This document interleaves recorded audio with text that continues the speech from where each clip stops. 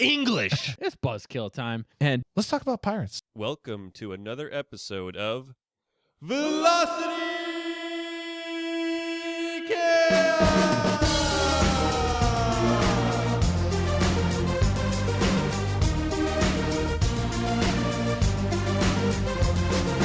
Hello and welcome here to the Velocity Chaos podcast. We are coming to you guys at the speed of sound on these sweet, sweet, sexy airways from the Hexapod Soundhouse in Cleveland, Ohio.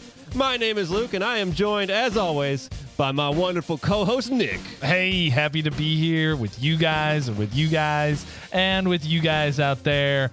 It's going to be a fun show today. And I also want to introduce our one and only DJ I'll Be Back. I'm super excited to be here with you guys. Thank you very much for having me. Oh, man, this is going to be a very testosterone-filled episode. Let's do it. Luke, tell us what's going to go on to the show today. So many testes, and right out the gate, I'm going to hit you with some chest hair, and then we're going to go back to a buzzkill, just whopping with topics and slopping it on the topics, and then we are going to live the life on the high seas as pirates in hypothetical life as we go on to there. And I just want to remind all of our returning listeners, and note for our new friends, that here at the Velocity Chaos podcast, we explore the highest heights of human knowledge and the lowest depths of crude humor.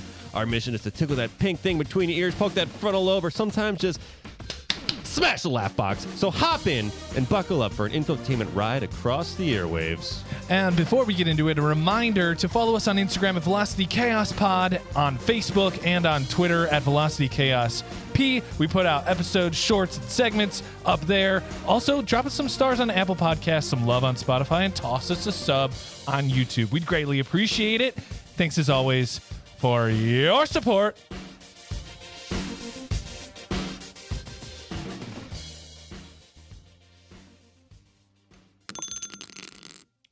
Ooh, I got some chest hair. Look at that chest. Look at this taco meat. We just had some chipotle, and I got the taco meat coming. Chipotle, as some people say it in the American English, as they say, you know what I got chest hair about? English. The language that we use, the words that we speak, what we say and what we say. All those words that you get confused. I don't understand how, and I have so much empathy and respect for people that learn English. I don't understand how people learn English. It's such a confusing language. The amount of homonyms, the amount of words. I guess I'm just going to explain what homonym, but it's words that are spelled the same but mean different things. There's that paragraph out there that's like, if you could read this, like, you know you can speak English, but if you like learn as a second language, it's all these completely different things. And I found an article, there's a list of like 100 billion things that is wrong with English, and we'll go through some of those. But it just irks me so much that how bad the language is. And we'll get to it at the end, but ideas of a better homogenized language, maybe for the future of everyone. But right now, I hate English. It is so stupid. It is dumb. At least it gave me at least two words to use to describe how much I hate this and how poorly I think of it. Well, I don't know how you guys feel about the language. You mean the thing that we use every week to do our show? Yeah, let's just stop right now. Let's just stop right now. I'm done. Okay. Boycott, protest. Yo soy DJ. Wait a minute. Take it back now, y'all. I can get what you're getting at. My biggest beef with it is that it reminds me every single day of where we came from. Like, I'm just going to start calling it Americish. Yeah. Let's do it. Let's simplify it. Simplify all the letters down into the sounds. I think that would be. I was going to say that for later, but let's get right to it. Let's fix it right now. Let's do it phonetically. Cut down the letters, prune them. We don't need C and K making the same noise, or CKS and X making the same noise. Like, just let's figure out what makes what noises and make those that are like, just make it simpler. Okay. That's step one. I wanna propose though that we keep the T at the end of period. Yeah. Okay. Period. That's an iconic. Iconic. We'll throw a K on the end of iconic. I want to get rid of the letter F. It's just gone. It's gone. PH. Yeah. PH is holding it Everything. down. Man, else. shut the uck up. Yeah. I hate that. No, That's but it'd be a PH, so it'd be so that way you could. Terrible ucking idea. Yeah. So I feel like we have enough linguists in the world, and we've advanced our technology so so incredibly that our communication across countries, like I could talk to someone that's in China right now in a matter of nanoseconds, milliseconds. We could be conversing across the world, and I feel like there's someone out there or a group of people out there can put together a language that the world can learn, or just something that's simpler and more effective at communicating all these things that we have. So I'd think 30, let's put a 30-year time limit, 2053. Everyone, we got 30 years to learn this new language. That way everyone's on the same page. You can still have your old cryptic old languages, archaic stuff, but let's just come together and develop this new worldly language, and then we can be in peace. All right, listen, Orson Welles. Yes. You better calm the hef down. Calm the uck down, dude, because that's what you're asking me for. Do you mean well or well? Orson Welles? Yeah. Well, Oh. Well or well. Oh, there's such a well of knowledge, and Yeah. we speak it very well. Wait a minute. I see what you did Yeah. there. You sneaky goose, you. No, I'm just asking because I'm having a hard time with this chest hair. I'm starting to get chest hair with your chest hair because it's like are you upset for the people who don't speak English, or? I'm upset. Well, no. Why is there a ratio of numbers? But you go in your backyard, you got some cement or brick, and you're not going out on your patio. You're going on your patio. Or why isn't a number thing? Why isn't that a radio?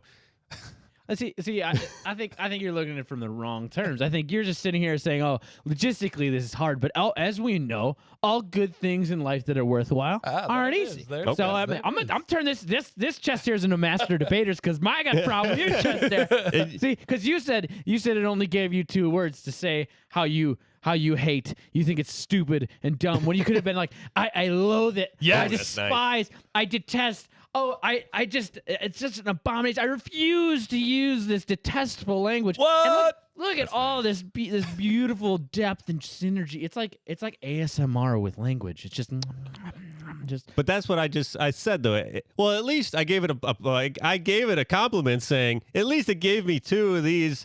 At least, so meaning there's more. So thank you for flushing that part out. And you wouldn't have been able to say this without the words at and least, which we all know are words that mean at and least in the English language. So honestly, this you wouldn't even have chest hair if it weren't for the English language. How many people out there think at least is one word? There's a Mandela effect here, right? You got to point it to the listeners. It's 2. It's 2. Okay. Well, like the thing is though, you got to remember too that English is a melting pot language. So like all the people that come here and add to it, and yeah, you're saying things differently because they're sourcing from different things. So like we're a hodgepodge language, right? So I'm saying start the homogenization over. Start it over. Develop something new. Because why? Why are we one of the few languages that have a spelling bee? Why is our language so obscure and difficult that we need to have competitions in how to spell? Whereas, other countries, they might have, linguistic competition as far as like understanding languages. But we have a language that's so difficult that we have competitions in which it's a children's game, but most people couldn't succeed at it. You know why? Because America's got winners. And America recognizes there's losers. And I'll make a competition out of anything. Hell, I'll make a competition out of this podcast right now. So if we got to make it out of spelling, fine. Let's go. I mean, just... Okay. All right. No. So my wife's Polish. Okay. You know where I'm going with this? Yeah. you think our language is hard, right? Like, boy. Give me a hard word to spell. Flox Knox and I hit FLOCCI. Like, okay. So we're going after. Look at this word. PSZCZYNA. Yeah, there Polish a number in there too? There's a Polish is goofy too. Pishinya. Butchered that one. All right. ZDZBL with the little line through it. Oh. Wow. I'm saying, Butchered that one. I'm not saying it's the only bad language. There are many. All right. That's what I'm saying. We need to have all these linguists and literature people develop a new language that we can all speak. It's called C#. I like it. All just coding and Bard. Okay. No, I think it's an interesting idea of like standardizing it a little bit. I know a lot of people who learn English do say it's hard because there's all the localizing words. And even, I started to try to learn a little bit of Polish, and it's hard, but there are simple rules once you figure them out. It's just the alphabet is so different. Like the alphabet's the same, but the combination of words. You're talking about CK and like the combination of like that. But I mean, I just said like the L with the little like hash through it is like a wah. It's like a wah sound. So like it's like Yabko. Like it's just like but if that's always sounding like that in Polish, I don't know I know in like Serbian, Croatian, I know very little of that, but every letter when you see it, like as soon as you learn what the letters sound like, you can read the language. Like you could read a paragraph, you might not know what you're saying, but you could do it correctly. And that's what we should have, something that's phonetically correct and easy to pronounce. Listen, and I don't mean to totally come here and smear yourself. No, because you have valid opinions. I respect you, Dakota. You have good opinions, sir. Yeah. You yes, coming across the aisle here. However, this I think is a classic situation of Maslow's hierarchy of needs here, where I want to know, how does this really detriment you in your day-to-day life? I mean, how many times are you walking and you're doing your script for the podcast and you're like, God dang it, if this was only just a PH or just a K, I would type this 28.97% faster, which we all know with conversion is 28.97%. And I don't think it truly influences. I think this is a matter of your life is so good, or I'll say not just you, our life is so good that we are so fortunate to know this language, and that it's something that and we have all these other things they're taken care of with this beautiful studio here. And now we have so much time on our hands that we're picking apart the very thing that built this. Because without having that moment, we wouldn't be able to have a podcast. We wouldn't have to discuss Friends. I wouldn't be able to read Johannes Soda on that shirt. Someone could potentially read it that way. Oh, Jones. Yeah. And we have so many different dialects of English, and then even you go across the pond to the motherland of the language, they have a lot of dialects there too, and different people speaking. And even now, I like to text properly to a degree. I don't like to shortcut it. But, you have people making all these shorthand words for stuff or even just speaking. And I would think that if we had something that was easier to learn, our children, if you can learn how to read easier, then you can learn easier as a general thing. We have people that have a reading level of like fourth grade that are, grown adults. Why do we have to have a reading level that low? If it was a simpler formula or a simpler way about it, wouldn't we advance as a culture and a people if we can all understand the information a little bit better, a little easier? But if watering down a language is the key to letting more people into the language, don't you lose something like in a deeper cut of the language, right? Like if you're cutting out the flowery nature or the ability for somebody to compose like a Shakespearean person, or just even, dialogue in a film or a speech that really is compelling, because we're just standardizing everything for essentially people who are not learning to read the standard way now. You see what I mean? Like you're no, like, I don't. Yeah, but I think what you're trying to compress. You're trying to compress it into a column, like a vertical. Like, look, this is like the height of English language, right? It's like it's very eloquently 7 put. meters high. It's very eloquently put, and you're saying let's bring that all down into a more standard language that's easier for everybody, but may not have like the peaks and the valleys of the language. I think what he's saying. I'm saying that. I think the problem with simplifying is you lose articulation, and I think this goes along with Nick's point. Is like to have so much nuance in it almost makes it in and of itself an art form. And I mean, again, to the knowledge base, I agree. Like you said, people do need to learn.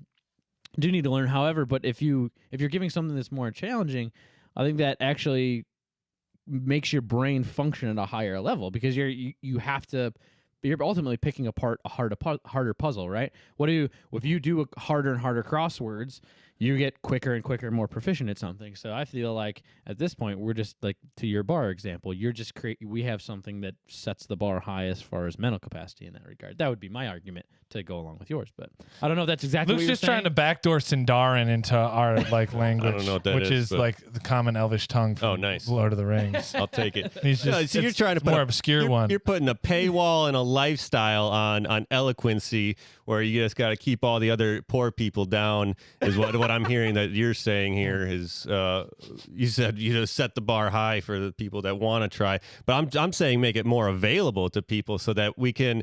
We could have people that are farmers or something, or in the bayou that speak all this slang and stuff, but they could have brilliant ideas, but they were never given a chance because they can't put together a resume because they don't understand all the fancy words. There could be brilliant ideas coming from anyone out there, but anyone, maybe a guy that's working at the drugstore, or just like as a clerk at a gas station, could be the most brilliant doctor in the world, but he was never given a chance because he couldn't afford. Because his test scores, because he couldn't read as well or something like that, or she, doesn't have to be. So I'm saying make it so it's more simplified in a way. Like we'd actually have more words to learn in this way because we have so many words that overlap. We'd have new words to learn, and I think that would be even more beautiful and potentially have more poetic. Are you talking about like simplification or specification? Like you're talking about words like, hey, this word is only used for this one thing. Because you're talking about like confusing words that mean two things. That was something you mentioned earlier, right? Like Homonyms, yeah. Homonyms. They're same way, maybe spelled slightly different, but you pronounce them the same way. Yeah, we must polish the Polish furniture. There you go. Okay, so like, well, that one's tough because there's a proper noun in there. So like, like you're gonna change Polish in America. The bandage was wound around the wound. There you go. Okay, wound and wound, right? So you saying cut out one of those and substitute it with something that's specific for a cut on your arm, right? Yeah. So wound no longer pertains to any type of bodily injury, right? Or wound is just spelled differently, like it's just WUND, where wound is WOWND or something like. Wow. I'm not. Yeah. No, I was joking. Yeah. That it was like wow, but okay. But they So make it like that. this is where what I'm saying. It's yeah. like it's more of a. It sounds more like it's a specificity thing than a simplifying thing. Well, I mean, I guess In a you get way, the same result, but like you're saying one word means one thing, and I mean that sounds crazy because it's like how specific are you gonna get? I guess you'd have to. Yeah, I mean, I do not object to the object. Like it would just be those two different words would be spelled. Like I said, we get smart, linguistically inclined people that know all this stuff and figure out how to make these sound different. A bass was painted on the head of the bass drum. Ooh. Here, I'm gonna take it back to your last point because I want to concede that it was a good point you said about like making it easier for people to communicate ideas, almost like standardizing a system within a workplace, right? Mm-hmm. If we're all operating with the same tools, it makes us easier to transfer workflow between us, right? Like if we all had different recorders for our podcast, the three of us, it'd be harder for us to put together. We got the Zoom PA PodTrack PA. the old That's pretty PodTrack PA. decent. Yeah. It's all into one system. So I get that.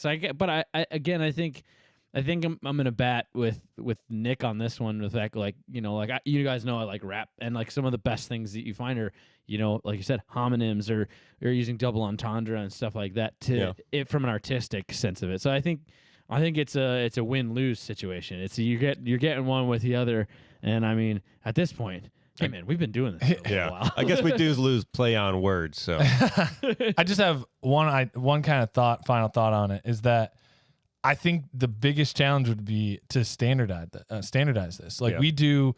What do you think it means? Our segment where we do etymology, and we go way back 300, 400 years where people just started using this one thing that sounded like another thing in England, and then it got shipped over to America, and then they adapted it here for people who are already speaking English, and then it became a word that was used in the deep south of America. Like the etymology of a word is centuries old, first of all, and second of all, then you covered it on the most do you know what's popular segment on teen slang where it's like people are just making up words right now. Like, how are you going to stop that? If Well, people are no, just- that's the evolution. It generated over 1,000 years. So this is just the next process of the evolution of the words. You thought you hated your stupid floss kids who were dancing there.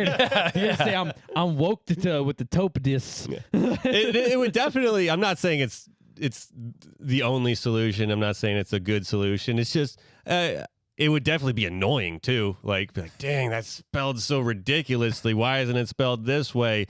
You know, there's no time like the present. He thought it was time to present the present. Like, there's just so many things like that go on. But it's always developing, and you know, it is something that I guess that is the art of nature and society. Yeah, there's some beauty to it. I wonder if there's somebody like a small group out there that is actually trying to like help that process along. I mean, like you just said, that last one, like present. Yeah, like why can't one of those be spelled with a Z? You know, like you know, like it's, a seamstress and a sewer fell down into the sewer line. Wow. The one thing we do, and this one's a shout out to, may he rest in peace, Les Levine, a local sports casting and sports analytical guy that passed away a few years ago. But how come quickies? You know, you ever heard of those ones? How come you ship by truck and send cargo by ship? How come we have noses that run and feet that smell? Huh. How come you park in a driveway? Wait, hold on. Yeah, and Park in a driveway and drive on a parkway. Yeah. That's a good one. So, I mean, at least that's kind of fun stuff here. I don't know. But yeah, basically that's mild and mildew. It's like, it's basically the same thing, but adding an ew, and so it changes the I to something else, and a different kind of I. These are ones that I wrote down just from. So you got P makes an EE sound, just a letter P, and then PE is like You get the S sound. This is all E's. Then you got PEA is another back to E sound, EE. Unless your name's Pele. Pale, yeah. And then pair is a air, EA. Why did the EA? Why is it not peer? And then pearl, or it's like Earl sound. And then deer, DEAR, it's E, that's back to EE, even though it's the pear and deer are spelled the same. Okay. That run right there, I can get down. I can see that one a little bit, but it's just like We would lose all this fun stuff to talk about. yeah.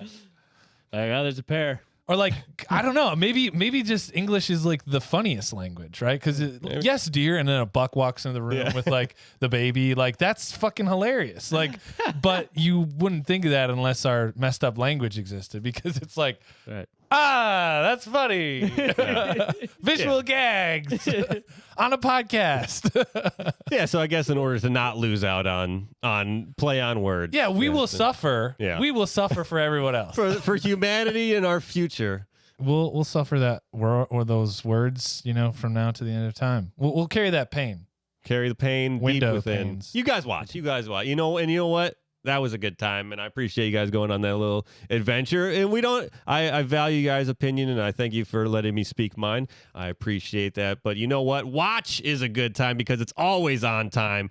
Never be late again, because with Watch, you will always be right on time, just in time, and back in time the first time. That's right. Never miss a meeting again, because with Watch's sleek, simple, safe technology, set back the clock 10 minutes, and bam! Just like that, you are an early bird. Or better yet, set the hour hand forward and breeze right through your day to that 5 o'clock salvation. Sipping back the chilly ones. Watch is waterproof, dustproof, shockproof, and 100% proof. That's right. And it's 100% good time. Always be on time with Watch. Go to our website and use the code TikTok Goes the Clock for a free timeless shipping when you order Watch yesterday. Watch. This is not an actual product, service, or idea. Just in case you thought it was, it's not. If there is something out there with the same name or unaware, have no affiliation or no judgment on the actual product, service, or idea. Boom. Moving on. Hey, thanks for heating us up on that one. We're all jacked up. Hope you guys got speed, because guess what? It's crowd favorite. It's Buzzkill time. You guys know the rules. I'm going to hit you with the subject, or I'm going to hit these two with the subject, unless you're following along having a conversation by yourself in the car, and we might hit them with the... Which means we're moving on. Moving on up, hopefully. Gentlemen, Yeah. are you ready? Your topic is Elon Musk. The man, the big E, the big E. Hey, I like it. People get on his case. He shakes it up. He leaves the world a better place just because he had to break it before he bought it, you know? And then he bought it, and then he breaks it. Yep. That's the thing. You got to break things to fix them. And that's the future. That's technology. We got to break the English language and send it forward. We got to break electric vehicles and send them forward. Let's just convince Elon Musk to buy the English language. Yeah. He'll just come in. He'll just like jack it up. He'll hire a new CEO for it, and it'll all be fixed tomorrow. Next headline, Elon Musk purchases Webster. and then we're moving into the future. He'll be talking, yes, so I thought actually that I don't know. The coding for this rocket was written in my language, Elon Foursquared. That'd be great. That's the future that I want to live in, is the world where Elon owns everything. How has he not launched a cologne line yet? Musk. Ooh. Like, seriously. It smells like coder that's been cramped up in a room for 9 months. Yeah. And Cheetos and Taco Bell and then dismissed from the company because he wasn't working hard enough. Yeah, that's exactly what it smells like. Your subject is Superman. the worst superhero. No, that's Indiana Jones. Go ahead. Yeah. He's the kid that couldn't pick one thing. And he's like Cartman in their superhero, but he wants to have every single superpower. I can fly at the speed of or as fast as a speeding bullet. I got X-ray vision, laser vision, super strength, everything. Pete Cleveland, right? Where we're just like, let's just create the best superhero ever, and we did, and now no one cares because he's too good. Yeah. And what's his weakness? A rock from his home planet that somehow we have. Yeah. Or that bald guys keep coming back with. But that Clark Kent guy, he was pretty good. He's a pretty handsome looking guy, just regular, good office worker. Nice guy. Probably get a Warby Parker deal. Your subject is earthquakes. That is shaking that dump truck. No? Hey, man, this hexapod table will probably be the best defense in an earthquake. Get under it. Oh, I saw this thing. I was going to bring it up in the Weekly Chaos, but I didn't. Yeah. Africa is split in two. You brought up something about it? I saw another one though. I was gonna updated one, but yeah, it's splitting, and then people is like they got bridges that look like staples, like it's holding it together, but it's probably not holding it together, and people are all just like along the edges. Like, how crazy do you have to be to get close to that edge? Because that probably goes to the center of the earth. Is it just a chasm, or is it a river, or what is it? It's breaking off. It's gonna become its own ocean, allegedly. Oh, allegedly. That's what they say. Yeah. It's just a giant Titan demon coming out of the abyss. You felt an earthquake before? Yeah. You have? Yeah. I've felt a strong one? Yeah. How'd it feel? It was a little, no, it wasn't too strong. I was at work, and I was just sitting there with a colleague, and it literally, like, everything shook in an abnormal way. It wasn't just like a truck rolling by, and we had been in the space for a while, and then it was just like, I looked at him, and he looked at me, and it was just like, is that what I think it was? And it was like, yeah. And then he's like, oh, let's go check the TV. Not like, hey, maybe we should get under our desks. Let's go to the basement quick. Your subject is bagpipes. That's one. I was trying to make a bagpipe noise, but it didn't work. All right. Bagpipes are like the English language, where it's just like, what the hell is the point of this instrument? And then when you start to use it, you're like, it's the most beautiful thing I've ever heard in my life. Sorrowful, like it just moves you.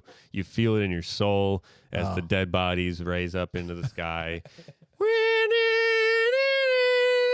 I don't know what they normally play. Or in the case of AC/DC, like On Their Way to Hell. Yeah, on that highway to hell.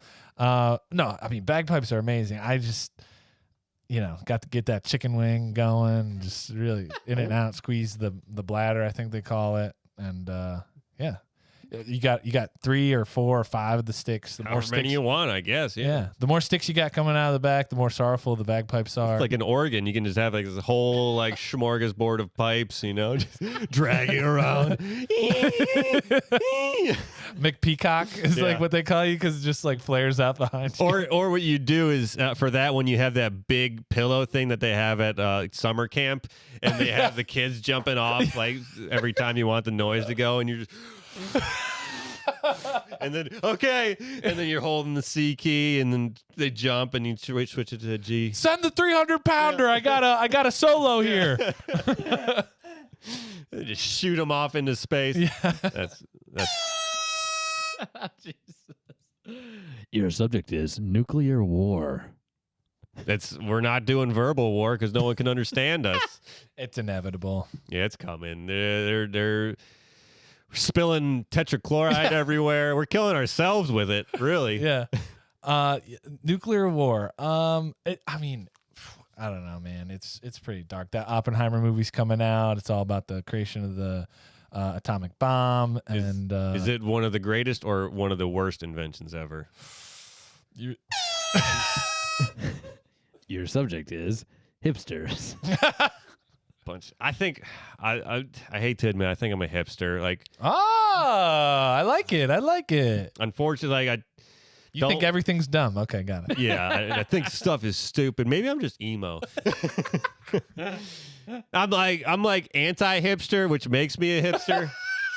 So I'm like You're caught in a hipster loop. yeah, it's this vicious cycle. Like, stuff that hipsters do is stupid, and I don't want to do it. But then it makes me. You're just in this giant plaid hamster wheel running around in your chucks. Just like, let me off, man. Yeah. I'm just trying to watch my Cool Runnings and Three Ninjas. Living in the 90s. I mean, hipster, I think, is kind of like the way of the hippie, right? Like, it was an evolution, right, of the hippie, I think. Now it's kind of like gone Craft that way. beer, sack hat wearing people. Like, if you can find me one of those, I'd love to meet them. But I think like all the true hipsters have just gone into the workforce. Yeah. We got to make money now. Yeah, like It's not sustainable. Yeah. I listen to Radiohead on the weekends, man. Play disc golf. Damn it, I am a hipster. And now that you admitted it, you're really one with yourself, man, which is what can be more hip than that? What does that make me? Buddhist at this point? Hipster Buddhists? Like, I'm formerly a hipster. Hi, I'm going to my hipster meeting. Your subject is podcasts.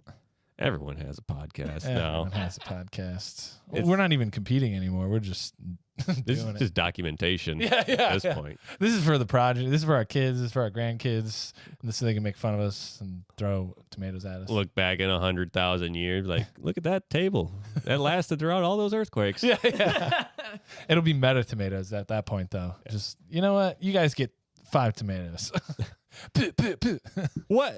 I guess podcasting came with technology, whereas, you got Alan Reed, the godfather or the father of rock and roll. Yeah. If microphones and recording equipment was available back then, how many people do you think would have started a podcast where they've been like, oh, I can't do that. I don't have that fancy radio voice. Yeah. Yeah.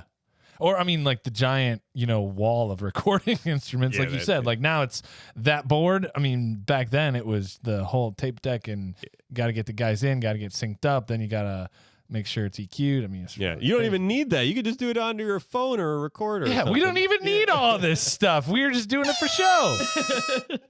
Your subject is magnets. Just take a magnet to it. Get rid of it. Just erase it. Now, magnets and springs, like two things that I'm in awe of. How simple they are, but how effective they are. Could you imagine if we gave him like a spring-loaded magnet? Oh my God, it'd blow my mind. Magnets are like the one last kind of little bit of magic I think left in the world. Like, we've discovered so much. There's really nowhere on the planet to look anymore except maybe deep ocean. But magnets and the poles, and just like, what happens if you take a magnet to the North Pole? I don't know. It shoots right through your skull. It's flying around at 134,000 miles an hour. They're like, all right, let it out of the box. Yeah, it's like this is the golden snitch. Yeah. Just like, and then Daniel Radcliffe has to come and catch it. That's how that situation. I'll ends. save you. Yeah. It goes right through his lightning bolt. But that's the thing with perpetual motion machines. It's like, where do you hide the battery? It's just, how does it propel the magnet? Yeah, no, that's true. No, magnets are cool. My favorite is like repelling magnets. It's like you stick them close to each other, and like good ones will go pew. Until we find out that there's it's not only north and south. There's an in between now. Is there really? I don't know. Your subject is movies in the 90s. I'll let you take this one. Go ahead. So we start out. We got White Man Can't Jump. We got the Air Up There with Kevin Bacon. We got some of my favorites. They might be considered kids movies, but Cool Runnings, Three Ninjas. Then you got movies like The Rock. I think that's like a classic one. Sean Connery. You ever seen The Rock? No. Go back and watch The Rock. Everybody says that's the one like good Michael Bay movie, and I typically fight them at that point. But go watch it. It's an interesting one. It has to do with prison, that too, like chemical warfare, all that good stuff. Then we got, what else do we got? We got a lot of Bruce Lee not Bruce Lee, Jackie Chan movies, like some of those, like Rumble in the Bronx, stuff like that. Okay. A lot of fun things in the 90s. Some still had 2D cinema, 2D animation. Yeah. Kingpin was like that, like one of the best comedies of all time. Yeah, this is the last kind of era of comedy where you could get away with a lot. Dumb and Dumber. Oh, yeah. Such good stuff in the 90s. It's the greatest time of movies ever. Your subject is Niagara Falls. Yes. There's a lot of people. There's a lot of people who fall off it. No, I mean, hey, it's like you had that whole story about all the people that jumped over. That was very interesting. No, it's fun. I mean, it's like what average like 2 a day or 2 a week or something like that. I thought it was a little more than Yeah, I mean, it was a lot. I mean, it was unexpectedly a lot. I always thought it was funny. Growing up, you're like you play in the parks, you find like a cool waterfall, like you're playing on it or you're standing underneath it or whatever. And it's just like funny to think about, just like what would it feel like? Yeah. Like splat. Yeah. Well, not to go over it, just to be at the bottom. Yeah. Just like splat. Same results. Well, they got that guy that like tried to cross over it on the tightrope or whatever, the slack line. Yeah. And then they wouldn't let him do it free walking. He had to be chained to it. That was a few years ago. Okay. Yeah. For safety reasons. Pussy. Your subject is Bob Marley. Yeah, man. Yeah, everything's gonna be all right. He's just jamming. Bob Marley, I mean, skanking is one of the hardest things. I can't do it. Is that what it's called? Scatting? No, where you're like doing the dance. Oh. The Bob Marley dance essentially. And it's just like you have to basically throw your axis of gravity off, but then kick your legs at the same time forward. It's amazing. It's crazy. I've seen it. His son does it. Ziggy does it really well. It's just an amazing performance. It's aside from that incredible body movement, reggae in general, it's like he's the man. Everyone else sounds like Bob Marley. Like reggae is one of those genres that it all sounds the same. Oh, that's a Bob Marley song probably. So he's the OG of good sound. I don't know if you can really create anything new under the reggae banner. So like if you were the first one there, you're the godfather. Yeah. His grandson though has a really good voice. So that's really what it comes down to, I think, in reggae is your vocal abilities. It's like how much soul can you put in, how much feeling, how much like nuance can you put in, like the way you move through a song. Because a lot of people can sing reggae, but like if you can really make it feel, that's real. We got a local reggae legend, Carlos Jones of the Plus Band. My uncle was just talking to me about Carlos. Yeah, I don't know how many of those I taped or videoed. At least 30. Yeah. Hanging out on Bob Marley. I like it. Well, hey, that was a lot of segments, and it's complicated. Life can get complicated sometimes, and it reminds me that sometimes life can get challenging, maybe sometimes a little too lonely. The School of Hard Knocks can sign you up for the fall semester and keep you in class from 8 a.m. to night school. There's a lot of folks out there in need of a little comfort, a little unconditional love, a little snuggle. Well, do I have the thing for you? Creature. Creature is a multifaceted little ball of enduring admiration and unending affection. They are specially bred from interdimensional cuddle bugs crossed with high static fur balls and a touch of horned scaly crawlers.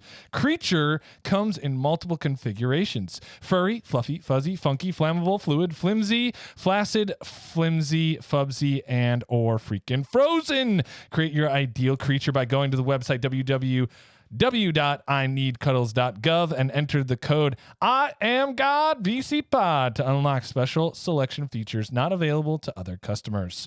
This is not an actual product service idea, just in case you thought it was. It's not. If there's something out there with the same name, we are unaware, have no affiliation, offer no judgment on the actual product, service, or idea.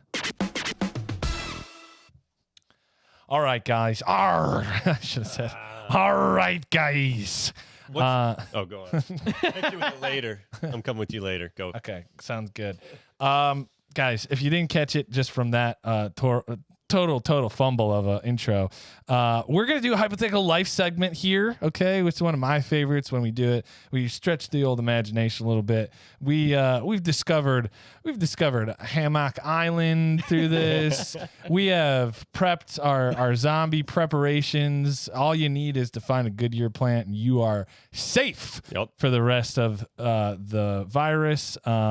We've done rock stars. We've done yacht captains with Liz Hurley. I mean, hypothetical life has taken me on more adventures than the Marvel Cinematic Universe in the last year. So I really do love this segment. I really appreciate it a lot. So on this one, let's talk about pirates. Let's hypothetical about pirates. Pirates ruled the seven seas most ruthlessly from 1650 to 1720. Scholars commonly refer to this period as the golden age of piracy. Famous names floated out of the ocean mist from this period: Henry Morgan, William Captain Kidd, Calico, Jack Rackman, Bartholomew Roberts, Anne Bonny, and the notorious Blackbeard, Edward Teach. These have all etched their names in the sea stones of history and continue to live on in infamy. And hypothetically speaking, I want to do a hypothetical life segment about pirates, where we, the Velocity Chaos Squad, have a pirate fleet of our very own. So I just wanted to figure out a couple important details right out of the gate. What are our captains' names? Ooh, that's deep. That's the label in which everyone knows you. Everyone fears you. And before we get into that, what is a pirate's favorite letter? You want to guess this one, DJ? R. You think it'd be the R, but it'd really be the C that he's after. Gotcha. Good. Got baited you. All right, so yeah, let's with that. All right, that's a good enough hypothetical life for me. Yeah. No. Just really quick spitball. It can be funny, it can be cool. I mean, I'm trying to think of a lot of people put their name in there, or they just pick a total moniker. Like Blackbeard is like I'm just making it up. So whatever color your beard is, you know, what color your shoes, brown beard, gray socks. It's like whatever you're feeling that day is what your pirate name is. You Captain know? Hook, right on the nose. It was actually his name before he lost his hand. Yeah, just ironic. Yeah. I'm going with Captain Nick Jonas. Okay. Nick Jonas has got his brothers on his ship. So I'm going with Captain Nick Jonas. Okay, I will go with, that's a good question. Captain, I'd have to go with, I think, Lucas. Maybe Luke. Captain Luke the Stabby. I just want to go with a total alias. I'm just gonna be. Mine would be. See, you stole it with the Jonas. I was gonna throw a little Jones love in there, but I think it'll be Captain Carter Cree. Just because it sounds. Ooh, that sounds nice. Captain, going for the alliteration, right. Just going the double K's. Captain Carter. Oh, with the K. Oh, look at that. Like Carter Cutlass. Cree. He's got his Cutlass with a K too. Right. Carter Cree. Carter Cree Cutlass. Okay, put it in there. Yep. All right, so we got Captain Nick Jonas, we got Captain Luke the Stabby, and Captain Carter Cree. Carter Cree. I stole that from Coach Carter. Samuel L. Jackson. And a lot of people have a nickname for me that they call behind my back. It's because I have a peg leg, so they call me Captain Luke the Stubby. But if I hear them do it, then you know what happens to them? They get stabbed. Look out, man. Stabbed. All right. So we got to name our pirate syndicate, right? We have a fleet of 3 ships at least, and maybe like one spare one just in case one of us gets blasted to bits. So we got to come up with a name for our like little pirate syndicate here. So you guys got any? We got to throw a bunch of things in the hat. Full Sail University. I like that one. Okay. Implies learning. I never. Wait, so you have to, it's like this is just like naming your soccer teams, right? So I'd be the dark sea crows. So we're the Dark Sea Crows. Yeah. we're together. Oh, we are. Well, like I was saying, okay. what's Syndicate, like yeah. we have 3 ships that I we like like Full sail. Sail. Like then we'll come together and have one. All right. So you got a You're- micro syndicate. You're the Dark Sea Crows. I'm Full Sail, and those are our code names. On the like tin can and the string between our ships, like Yeah. Okay. waving the white university flag. Like just, signal them.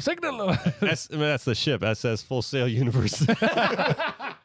All right. SS Phoenix. So you already got your name? Is that the name of your no, ship? We no. skipped down ahead? No. No, Okay. no. So this, I was thinking So, like, yeah, you can start riffing on this one. no, I was thinking like the syndicate. Like you Okay. could just call us the syndicate. You could call us the 3 doors down. Like it could be, like 3 blind mice. Like I don't know. Like Ooh, the hexapack. left eye blind. Ooh. I don't know. Yeah. I'm just starting to pull 90s The bands. Holy like, Trinity. Yeah, the Holy Trinity. Pirate Head. Like I'm just starting to Yeah. whatever band name you think of. Imagine Pirates. Like, it's, Imagine I'll keep running on this one if you want. like Blink 666. RCDC. That one works. Yeah. Yeah, so this is the name that people like say, like they see one of our ships and then the other ship and they're like, it's the fill in the blank. It's all those guys. Those guys. Those guys. It's those guys. Oh no! Like the British captain's like, be more specific. It should just be. It's those guys. It should like because you always. This is like where there's always like a monologue of like some It's like the one who creeps out from the back of the ship and he's like walking along. It's like you just all hear is Kane pecking, and he's always telling the story. Be like, it's the darkest, dirtiest lads that ever sailed the seas. They're feared everywhere from the Pacific to the Atlantic, and their flags are darker than the rest. It's them. Who's that, Jerry? Yeah. I said it. It's them. Yeah, that's them. Them. Is them all right? Is that my right? You just unfurl your sails and it's just T.H.E.M. So now we got to come up with an acronym for them. Terrible, horrible, And extremely massive. yes. Why is there 4 of them? Yeah, well, there were 4. Now there's only 3. What is it? Terrible, Horrible, extremely massive syndicate. Okay. It's them. It's them. I love it. Okay, cool.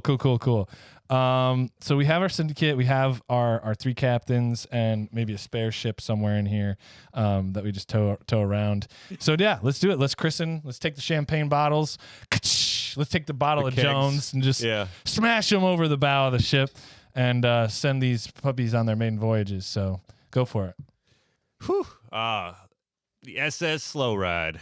Nice. Take it easy. Ooh. Mine would be the Santa Maria.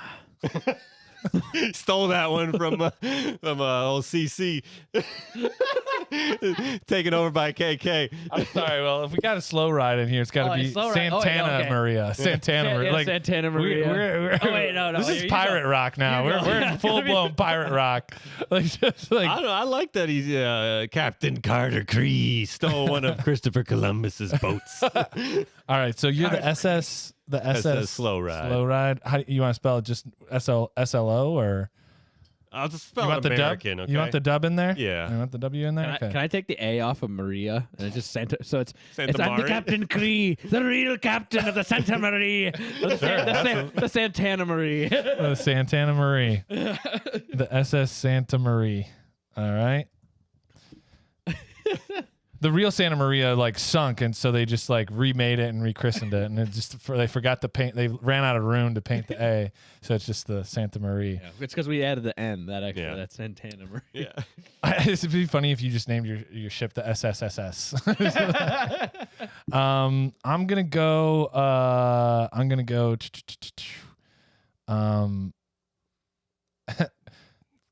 The SS Dios Muerte. Oh, sir. Okay. But it's like it's like Dios dot Muerte. What's the S stand for? It's coming right out the tubes. Yeah, S for throat noises. I named my boat after my best friend, my best mate, Stabby. So it's like for Stabby. So Dios Stabby Muerte. Yeah, I like it. Okay, so we got SS Slow Ride, captained by Captain Luke the Stabby, and we got the SS Santana Marie, captained by Carter Cree.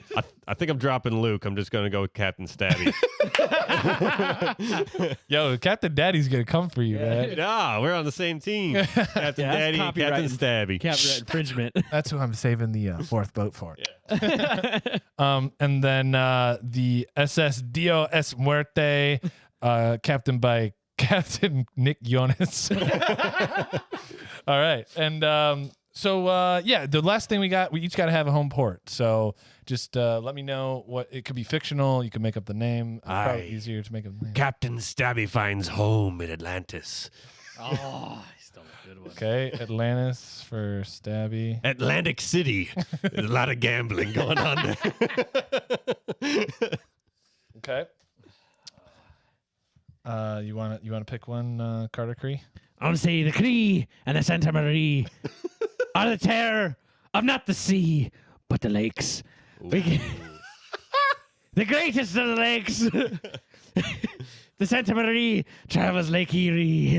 Get your goomy. Right. He was our cousin. The funny thing is, I'm asking for a port here, and he's just like, I don't want to go on land. I just want to be in the lake. Well, we don't make port in Cleveland. We make port like out in like Go to Sandusky. All the Sandusky, roller coasters yeah. there. Lake Erie for And Sandusky. Carter Cree. And for me, I mean, oh man, the default is always just like Tortuga because it sounds so cool, but that's ripping off something. So I want I'm just gonna name it. I'm just gonna call it Bellport. And Bellport's just like anything you want under the sun you can find in Bellport. And the coolest part of Bellport is the three giant bells up on the hill. Yeah. So when the British are coming, like the bells start ringing, and everyone just like puts on their collars and like washes their face a little bit. And the British, every time they're there, they think it's this beautiful little town, and all the ladies of the night are covering up all their makeup with these big fans, so you can't see anything. So we just have these cool like. We're just in disguise all the time. They say that Bellport not only is for the bells, but for the dresses that the women wear to hide their calipigian bottoms. Yeah, you got to do some digging around to find the calipigian bottoms. Hitting rock bottom with that joke right there. All right. Would you be more of a treasure hunter, a raider, or would you create political alliances with the East Indies Trading Company and grab yourself a governorship? No.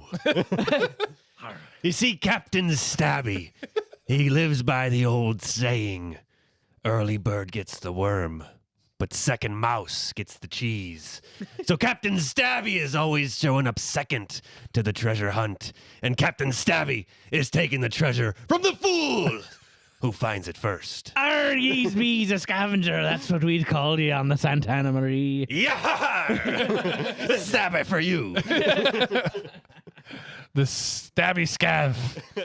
All right. So we got a scavenger who's picking up, letting other people do the work.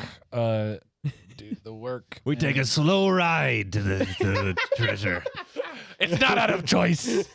It's just because our ship is really damn slow. We got one tiny sail. That's about it. We have to blow in it to make it go. I'm getting winded over here. We'll be there eventually. The scallywags on the Santana Marie are really good at climbing these days. So we do a whole lot of raiding your city, but it's like guerrilla warfare. We come into your trees, I say. And we come swinging down with our ropes. Tree pirates. We got to raid your port towns. We're just tree pirates. We're up there in our hammocks until you come walking by and we swoop down on you from the trees. He's stuck in the jungle gym at Cedar Point. The fake trees. You see, we run out of ceviche on the boat, so you have to raid your port towns like Boston. All right, I got it. Tree pirates is in here. A rating from the sky. From the sky, waiting for passerby. We're just writing a ballad for Carter Cree right now. Like, it's just, the trees with Carter Cree. Definitely the coolest sounding pirate name. Yeah. All right. For me, I'm straight up treasure hunter. But because I have an alliance, because we're them, and you don't steal from me, I just leave you something. Like I just leave my little homage to you.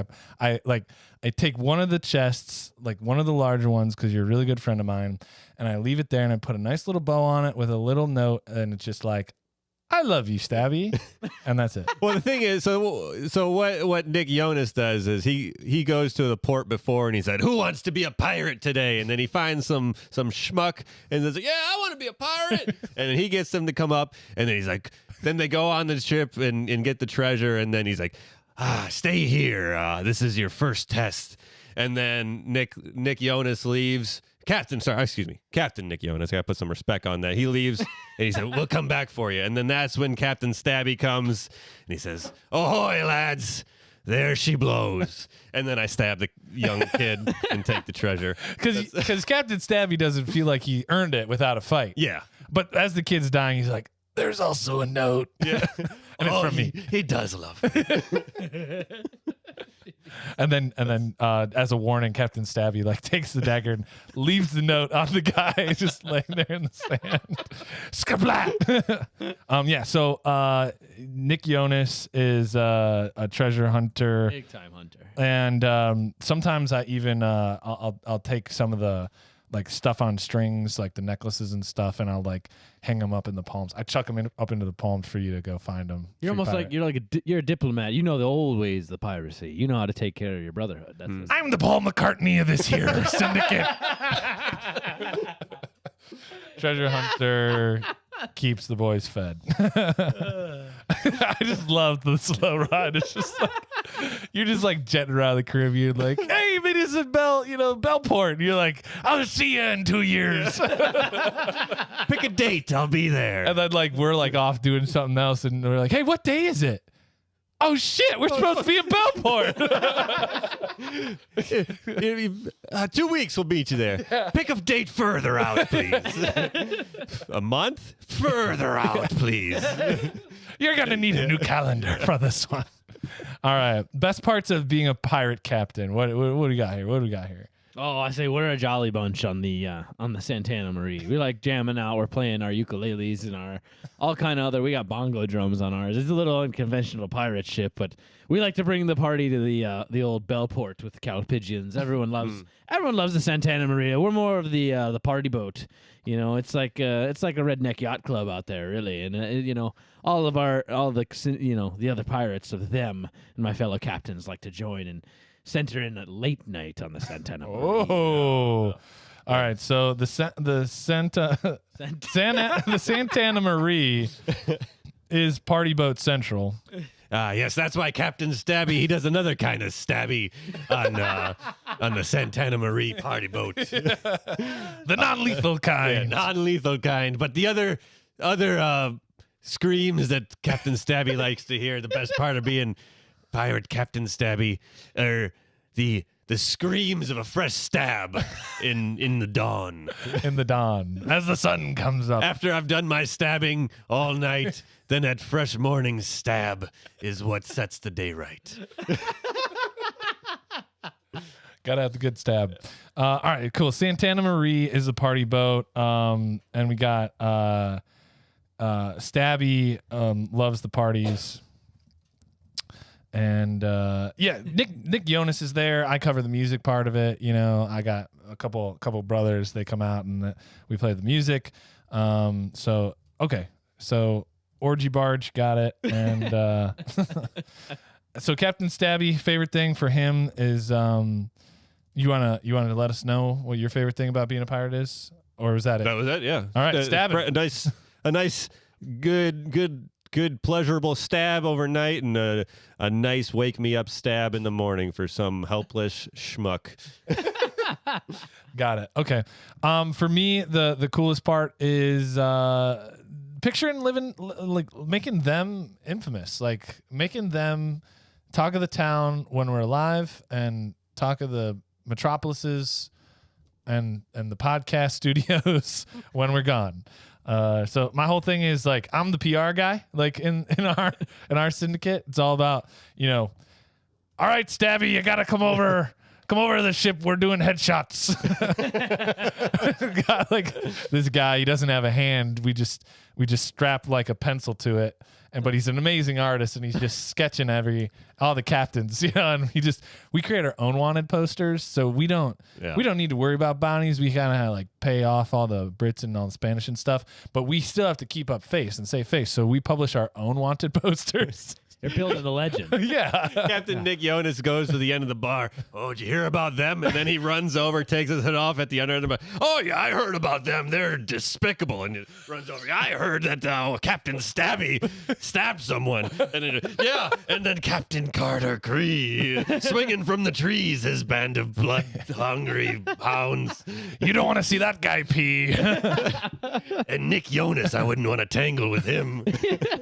Hey, aren't you? Shut up. Stabby comes. Ha! Yeah. Got him. Yeah. And then Nick Jonas is like, Stabby was just in here. Perfect. It just plays itself. We're just scatting off each other. We're just going for it. It's great. Cool. Best part of being a pirate, running your own PR campaigns. Running your own PR campaigns. Never gonna get old. Our campaign. All right. What would your method of dispatching rivals or mutinous crew members be? Mine's. You guys can go. Everyone knows mine. Stabby's just like, I'm going to talk him to death. You're disappointing me, son. You can leave. You're not even worth stabbing right now. And then they turn around and I say, actually, come here 1 second. And then I stab him. See, the funny thing about Stabby is all like the technique that he uses. Like if he's really close to the cabin boy who's like screwing up and like failing, he like gives him a hug, stabs him in the back. They call it love knife. Yeah. Or the love knifing. Love knifing. And not the other love knife. I feel like that's a TV show from the 70s that was like about a pirate. It's just pirate comedy. Didn't go anywhere. It's a Tenacious D reference. Love knife. That was your nickname on the Santana Maria. You did some night stabbing. Yeah. Or you got the one where the guy is like, oh yeah, it's he's like, I get it. You're mad at me. I'm gonna die. Here you go. Stab me. And you're like, no, I'm not gonna stab you. Stab me. Yeah. Surprise stab. Yeah. Over on the Santana Marie, though, we take an approach from our roots. You know, a lot of our sailors and all those scallywags grew up in the trees swinging, and when we're over in Bellport, they're always used to swinging from the trees. But what we do is we take in our ropes and we go swing on over from our ship to the other ship. And they can't get us. We come dropping in down from above. It's like a Spider-Man of sorts, but Spider-Man stole it from us, and that's a spider monkey. Yeah. Yeah. So wait, how are you killing people? We use Captain Stabby's blades, but we come swinging in from above. I see. Okay, swinging in from above. It was funny. You're like, we don't hang them from trees. We hang them from trees and bell tower. It's like, so you're not gonna hang them from the bell tower? No, only from trees. We grow trees on our boats because it looks nice and it's easy to kill them. We have a great. Their feet never touch the deck. Our sail masts are just palm trees. That's why we take so long. That's like living palm trees. Like the whole, you got no room for like limes and lemons to cure scurvy. It's just all dirt underneath the deck, and it's just palm trees like rooted in the deck. It's a beautiful thing. We don't have crow's nests on our sails. They're just tree houses. The trees for Carter Cree. I love it. It's I so got great. something else that Captain Stabby does. Okay. Is So he makes people walk the plank, and then he says, "Count to 10 and send yourself in to Davy Jones' locker." And then as he does that, the person turns around, and then Captain Stabby goes on the other side of the boat and then swims under, and he's waiting underwater for the guy to jump in, and then he jumps in and he stabs him. What does he call this form of execution? The stabbing. The Stabby Jones. The Stabby Jones. You thought you were going to Davy Jones' locker. You're going to Stabby Jones' locker. Bonesaw. You're going to drown in 3 minutes. You ain't going nowhere. Slams the brig door. Is that Spider-Man? No, it's Carter. You stole it from me. Me and Macho Man go way back. Yeah. I like to do the old the bury somebody at low tide in the sand up to their neck. If you really want to get out of it, you can, but if you really don't, then you're done. So yeah, that's my go-to. That's nice. All right, last question. Any mythical encounters?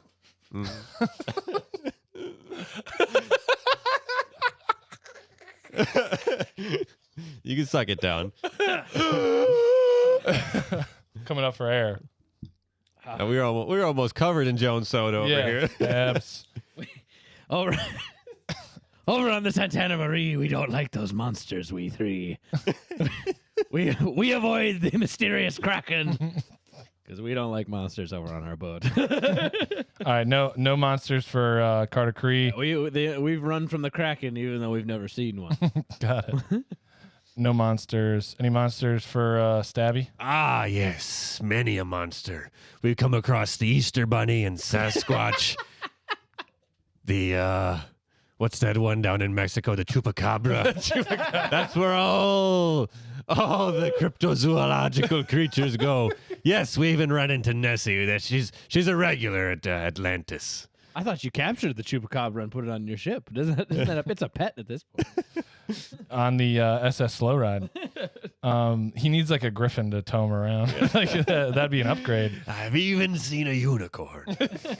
It's got a nice stabby thing on its head. Yeah, I'm definitely I'm into the whole like living skeleton thing. You know, find the wrong cursed treasure. You're gonna get some zombie action.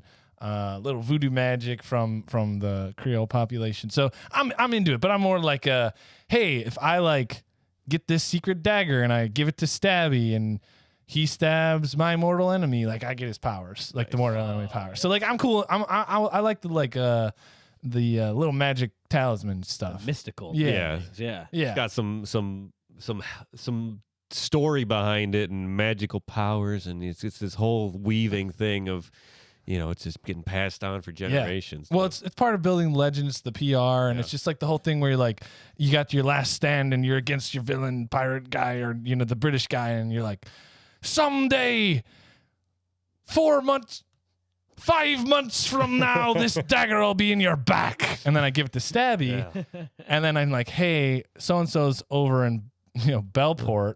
And he's like, I'll be there in 5 months. And then the myth comes true. And then, lo and behold, them are infamous forever. I say, hey, buddy, I got something for you. Oh, what's that on your back real quick? It's a knife. And that's how legends are born. Well, thanks, guys, for running that hypothetical life with me. That was a lot of fun and felt like a true swashbuckling adventure all the way through. Don't be a hero, mate. You look after your mates, and your mates will always look after you. Yeah, cheers. Yes, cheers indeed, as we head down to Australia here for this closing of the episode 130 here. And we got something going on. Locals call for famous stowaway broom bird to be brought home from Bali. I call this one Millie Goes to Bali. And so... That's a brilliant title. That's really good.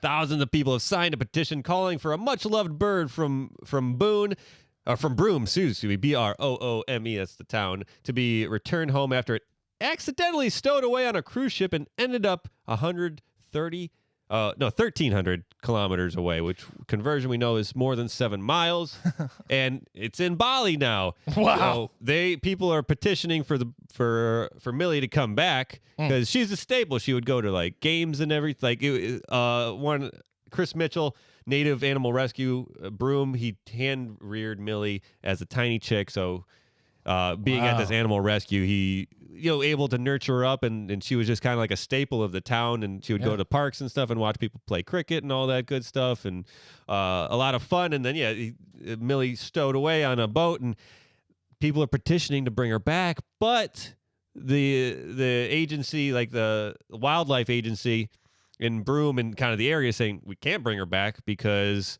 there's mites and other kind of like insects that could be on her now, and bring her back. That's going to introduce things that are not indigenous to the area that could spread to other birds and could have illnesses and everything. So people are trying to petition to get her to come back, maybe, quarantine her or something, hose her down with some Dawn dish soap. I don't know if that fixes it. It does for the ducklings. Yeah. So birds migrate across the globe every year. So why is there an issue returning to the native animal? That's some of the questions people are asking. Also, Millie could just be like, pass. Yeah. Actually, I like it here in Bali. Yeah, Bali's amazing. I mean, that just goes to show you that in life, for the last time, you could take the vacation of a lifetime, and you could be living your new life wherever you want to be, whether you're up in Port Clinton and Sandusky, whether you're in Port Bell, or whether you found the mythical Atlantis and you have all your mythical creatures and friends. And it really is, it is the talk of the town. It is what people are doing, because, that's the last thing that you're going to know, is that them are coming for you if you keep acting up. Them are going to be there when you least expect it. We're going to be coming from the trees. You're going to read about us in the newspaper. And as you go for that dip in the kiddie pool, you're going to get stabbed. That's just, there's nothing else to it. Because when Elon Musk creates a better world where he makes everyone a Superman, and we can just fly high above the earthquakes, the bagpipes are singing, nuclear war is screaming away because we don't have that Bob Marley magic to bring us all together like the movies of the 90s had. And, it's not like that magnets, north and south, can bring us together. Or can they? They can if we just change our words and our dialect and just homogenize the world into a much more learnable word dialect place thing of words. Maybe there's a book that describes that. Maybe a dictionary, some sort of palatable linguistics that everyone can learn more easily.